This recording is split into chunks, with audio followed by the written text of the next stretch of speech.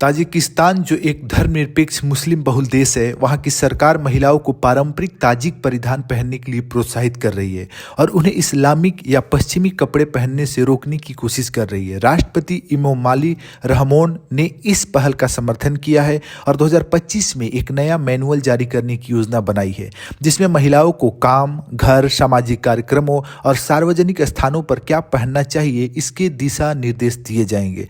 हालांकि कई ताजिक महिलाएं सरकारी हस्तक्षेप का विरोध कर रही है और इसे व्यक्तिगत स्वतंत्रता का उल्लंघन बता रही है। इस विषय पर कई सवाल भी उठ रहे हैं, जैसे क्या सरकार को यह तय करने का अधिकार होना चाहिए कि महिलाएं क्या पहने?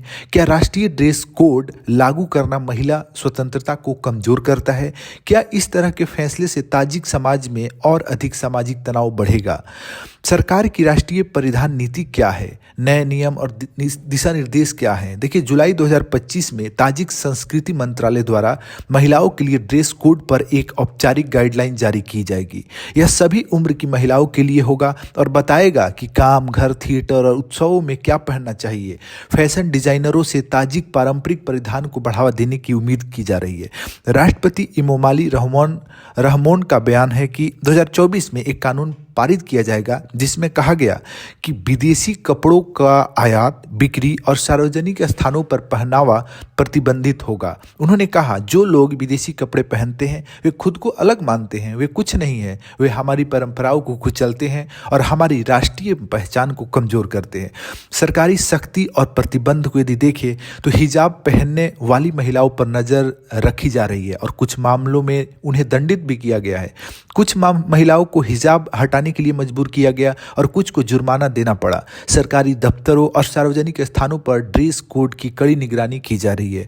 इस पर महिलाओं का विरोध है, असहमति है। सरकारी दबाव के बावजूद कई ताजिक महिलाएं इस प्रतिबंध का विरोध कर रही हैं और इसे व्यक्तिगत आज़ादी पर हमला मान रही है। कुछ प्रमुख महिलाओं ने, जैसे फिरोजा नेमोवा फार्मासिस्ट हैं, उन्होंने कहा, सरकार को कपड़ों की बजाय असली समस्याओं पर ध्यान देना चाहिए। देश में बेरोजगारी, खराब वायु गुणवत्ता और रूस में बड़े पैमाने पर प्रवास जैसे मुद्दे हैं, लेकिन सरकार महिलाओं को क्या पहनाना चाहती है यह सिखाने में लगी हुई है।